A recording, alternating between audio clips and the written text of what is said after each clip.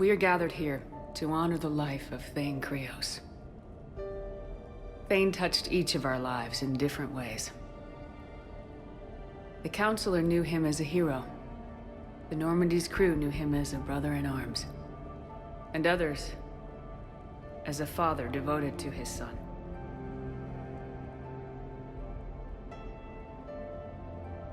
There's an old human saying, whoever saves one life saves the world entire.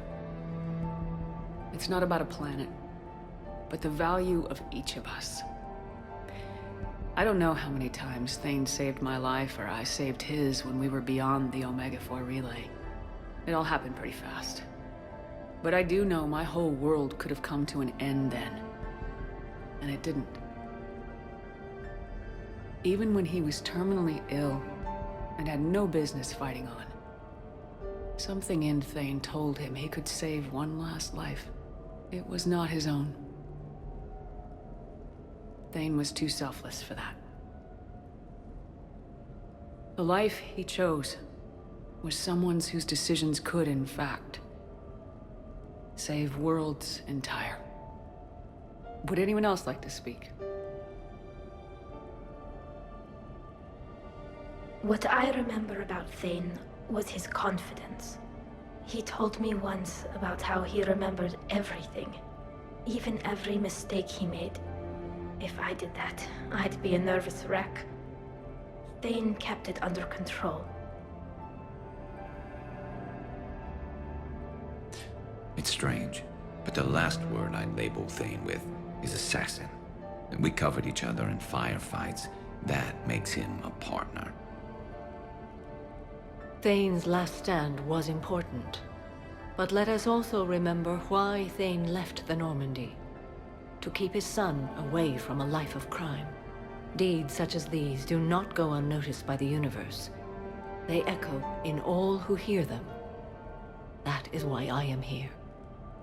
Thane took himself seriously, a trait with which I did not always agree. I tried to make him laugh on several occasions. But what I interpreted as a lack of humor was masking a great effort. Thane was turning his life around, in a way few organics do.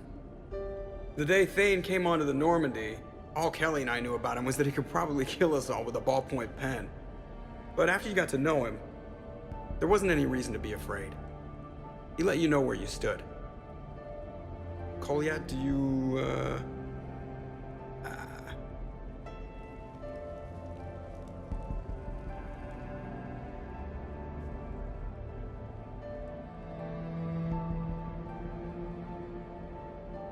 When I was little, I thought my father had it all figured out. He said men must be loyal to their friends and dangerous to their enemies. But when he prevented me from hurting someone, he had changed. He said enemies and ego are not as important as loved ones. I didn't want to hear it. I was lost. I called him a hypocrite in 1,000 different ways. Said that he was going soft. Now, I think maybe he did have it all figured out. That's all I can say. If anyone would like to continue, we'll be here. Looks like people are starting to clear out.